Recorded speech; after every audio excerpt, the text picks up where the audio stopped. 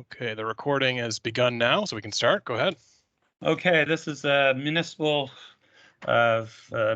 of County of Kings public information meeting, planning application to rezone property off Highway 201 Greenwood from the R2 zone to the R3 zone to permit a development of group dwellings. Applicant Mary D. D'Entremont, or is it D'Entremont? And Jack Morse is here. And file number 2123, February 16th, 2022, 9:30 a.m. approximately, and recorded and posted to the County of Kings website. So our agenda today would be I'm the counselor hosting it from the area, and planning staff is here, Mark Fredericks and Mr. Jack Morse. And there did no, I don't think there would be any decisions made today at this point. This is an information meeting. Gives the applicant a chance to present his proposal directly to those interested. Allows neighbors to ask any questions if there's anybody else on, and I don't see anybody else on, but there could be. Includes part of the staff report to the Planning Advisory Committee. So, Councillor, I already said that introduction. So, presentation to you, Mark. Sure, yeah, I could take it from here. Thanks, Tim. And I think largely what we're doing with these meetings now is recording a session here with just the three of us, and then we share that on the municipal website for people to view over the next several weeks and even months. We used to hold these in community halls, but that's not as easy anymore. So we've been recording these, and I'm going to share a couple slides to go through a few planning policy pieces, and then we can share Jack Morse. I think Jack's got some slides to show as well. So I'm going to share my screen now.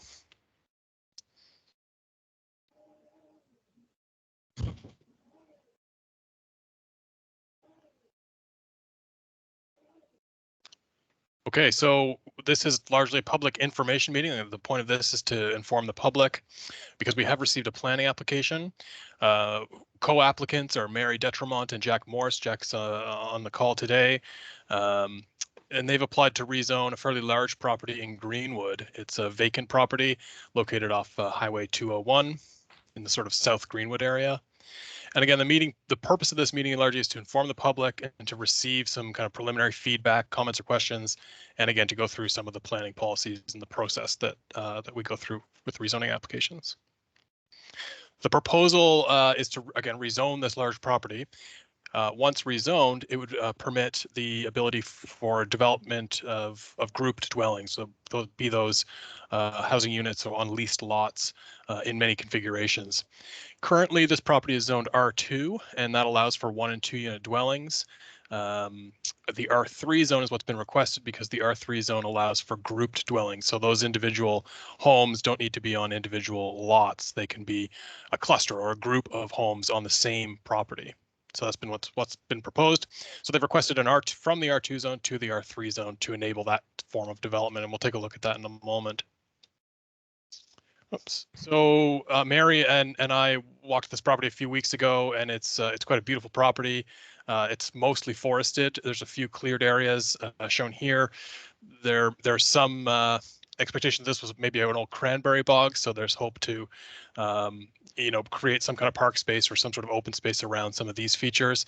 But largely it's a fairly relatively flat vacant property. So there's lots of potential in this property, and there was hope that many of the trees and things could be saved as well. So within reason, much of the vegetation could be saved.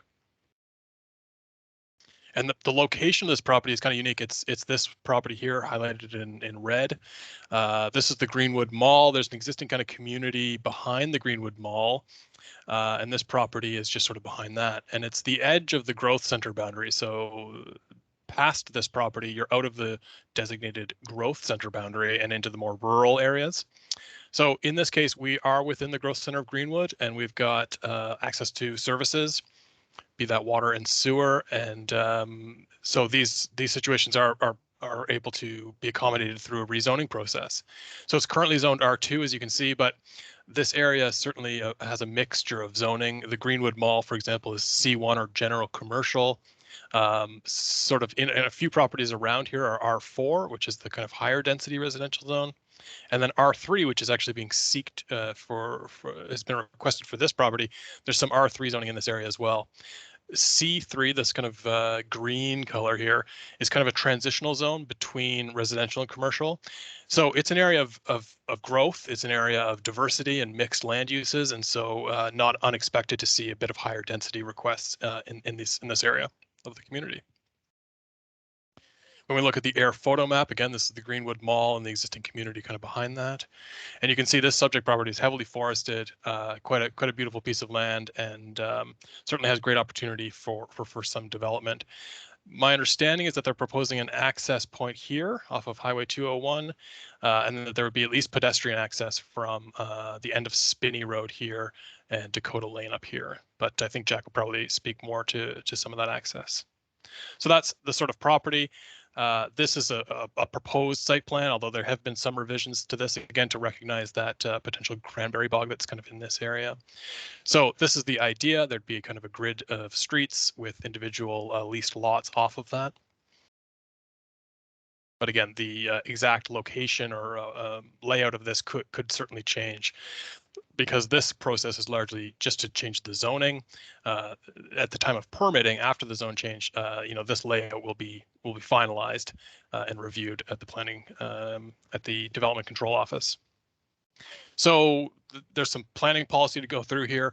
Ultimately, council does have the ability to rezone or consider rezoning applications like this, where we can consider amendments to any one of the zoning maps. That is to say, rezone or change the zoning on a zoning map, provided we're talking about a specific development and that the land being rezoned to a zone, to another zone that's enabled within the same designation. That's just to say, we're not rezoning a residential area to heavy industrial, for example. In this case, we're looking at medium kind of scale residential to another scale of residential development. So we're in the same designation, we're in a residential designation, and the request is to go from R2 to R3, and that's certainly enabled within that same designation. So we look to that. The following two are kind of, at least, the next criteria really applies in a different situation, so I'm not going to get lost in that, but there is the ability to rezone up to 5 acres in an adjacent designation. That is to say, if you were in the commercial designation, but this doesn't really apply in this case. So I'm going to skim over that one and just verify the last criteria in this policy, which just ensures that when we're considering rezoning applications like this, that we wouldn't be expanding the growth center boundary. We talked about that this property is right on the edge of that growth center boundary, but not proposed to grow it at all. Because we don't want to remove lands, at least from the agricultural or A1 zone, or necessarily expand any growth centers yet, because we do have properties like this within our growth centers where we prefer to see development infill first before we are considering any kind of expansion. So this proposal certainly satisfies all of these criteria. It is enabled within the same designation. This is only applicable if we're talking about an adjacent designation, and it's not an expansion of the growth center, and it is not affecting agricultural A1 zone land. So all those are met. We also have a list of general criteria that I'll look at, but another list of criteria that we also review in rezoning applications is shown here, policy 535. We look at the zone placement policies, and that's largely about what is the zone intended for, and we spell that out in the planning strategy. We look at the impact of both the specific development and the uses that are permitted within that. Now, in this case, it's basically just residential, so that's not so significant, but sometimes a rezoning to the C1 zone, for example, because the C1 zone allows for such a broad range of uses, we have a policy here that we want to at least consider what impact it could have if the proposal was for one thing, but the zone would still allow another. In this case, it's just residential, and so that's not so significant, but we do kind of consider these and we review these in a planning report that's to come to the Planning Advisory Committee in the future. And the last one is reference to that general criteria list, and that is on the next slide here. So the general criteria, we review these with every development agreement or rezoning application. Anytime we're amending the land use bylaw, we look to see that, it's reasonably in keeping with the intent of the planning strategy, and this is certainly in keeping with the intent in that we want to see infill development, we want to see residential development within our growth centers rather than outside of them, because there are services there. There's existing network of roads and sidewalks and sewer and water. So the feasibility of services, again, that's a criteria that we look at. You know, is there a financial impact on the municipality? In this case, I don't think there would be, but we'll review these things with municipal staff. We also look for potential for land use conflict. Is there a major conflict with an adjacent neighbor? Again, we're looking at a fairly residential area, kind of a mixed area, but the adjacent lands are residential, and so we're not expecting a major land use conflict. But the purpose of this meeting largely is to hear from folks if they have a concern about that potential conflict. We look at impact on well fields, and there are well fields in the area, although not directly on this property. Further south, of course, there are well fields in the Greenwood well field boundaries. So those are important, but this is not, those well field protection areas do not overlap this particular property. We also look at site suitability. And this is where we sort of found, you know, there is some sort of designated water body, at least on a portion of this property, or wetland, I should say, not water body, some kind of wetland. It could be this cranberry bog or something else. Generally, though, the property seems fairly dry and fairly flat, well drained, relatively well drained. There could be some low points closer to the highway, but again, overall, probably quite suitable for this form of development. But we'll look more closely at that through the review process. So again, this is a fairly early step in the process. It's a public information meeting. Staff will conduct the full review of all those criteria that we just went through and bring it to the Planning Advisory Committee in the coming months. The Planning Advisory Committee makes a recommendation to Council, and Council would give their first reading and schedule a public hearing. And that public hearing is notified, people in the community are notified of that meeting as well, and it's also advertised in the paper. So there are multiple steps with a rezoning application like this, and there are many opportunities for public input. This being the first one, we hope to hear from folks in the community about this potential change. And there would also be another opportunity at the public hearing to speak directly to Council before they give their approval. So I would, before I pass it back to the chair, I would just leave this up on the screen briefly. This is my telephone number and email address. If there are any questions, concerns, thoughts, or ideas about this potential project, please reach out. I can either potentially answer those questions or get folks in touch with the applicants as needed. So with that, I would pass it back to Councillor Harding. Thank you very much. Right. Yeah, so the only thing I just want to say that the presentation was being recorded, of course, and it's posted to the municipal website. Members of the public will have at least 30 days to review the posted representation to provide questions, comments to the planner, which will be included as part of the report to the Planning Advisory Committee. Request that when they're emailing or calling with questions or comments, members of the public provide their name, address, and community. And I'll also want to say that the planner is Mark Fredericks at 902-690-6276 or by email at mfredericks@countyofkings.ca. So that's the conclusion for me, but how about you, Mr. Morse? Yeah, I'd like to briefly speak kind of on, I know Mark hit a lot of the technical things, but I'd like briefly to speak on the vision that we have for the area as developers, if you allow me, Tim. Yeah, go ahead. Absolutely. Let me just share my screen here. All right. So the Greenwood Gardens mini home community, it's a place to grow. We're here to build a community. That is our intention. As Mark mentioned, we're thinking a lot about parks and green space. We're thinking about, you know, a park for kids, a park for dogs. We have that kind of wetland area, and we're planning to build in a pond there. Some of the residents could go sit by, look at, things of that nature. Naturally, the walking paths that we talked about are going to be an important part of this project, kind of providing access to the back end of the mall, keep people off the Hall Road. Obviously, the only vehicle access is going to be from the Hall Road, so people in the Airways subdivision aren't going to see any additional vehicle travel through that, so that's very good.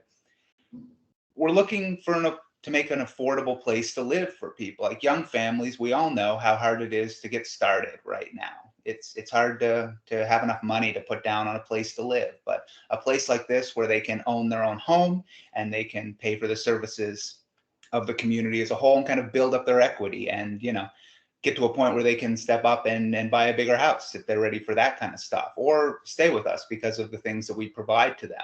We are, as Mark mentioned, very close to amenities, very close to the Greenwood Mall. A lot of people will be able to come over and they'll be able to work in the Greenwood Mall. They'll be able to buy from the Greenwood Mall. It's adding a lot of families to that little area in there around the Greenwood Mall.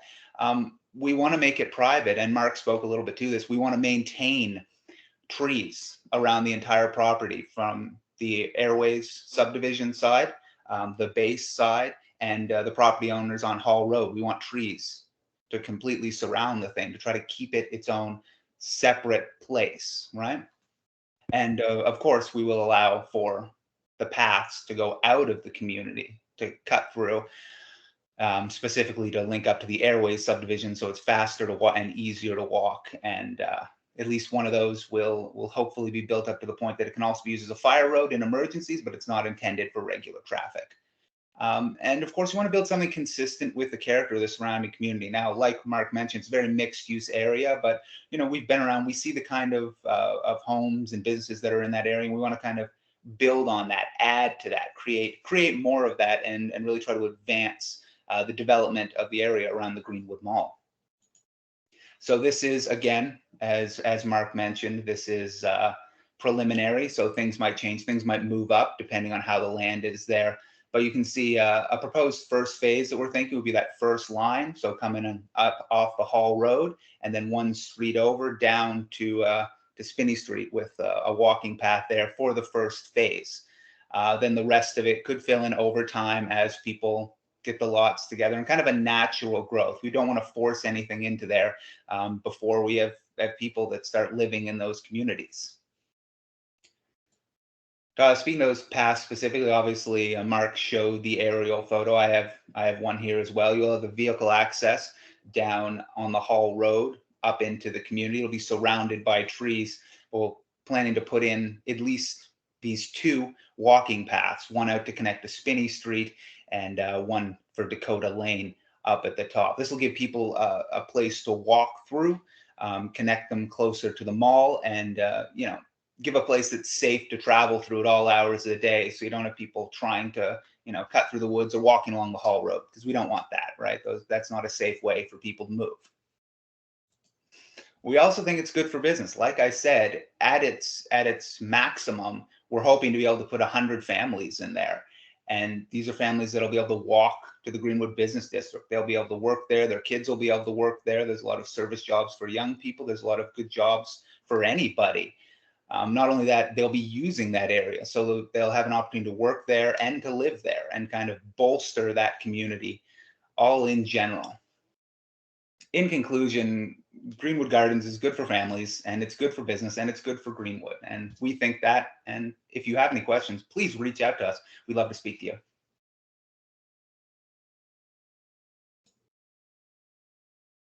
And that's all for me. Okay. You have any questions, Tim?